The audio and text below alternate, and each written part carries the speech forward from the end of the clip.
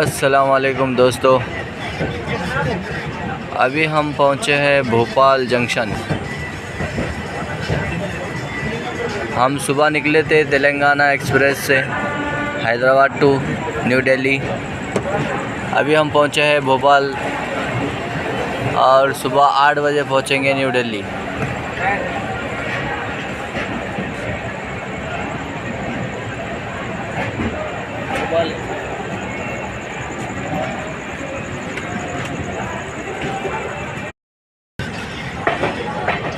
अस्सलामुअलैकुम दोस्तों,